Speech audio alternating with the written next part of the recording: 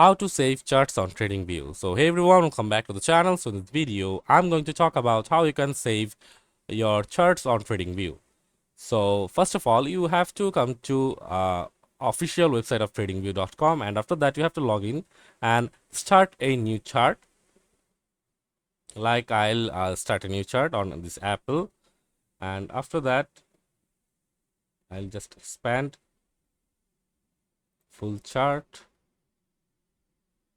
And then as you can see, this is the chart I have now opened, and this video is about how to save the chart. So to save the chart, you can see there are multiple options here. You just have to look for this option here. As you can see, beside the settings options, you have to just click on here, and you have to turn on autosave from here.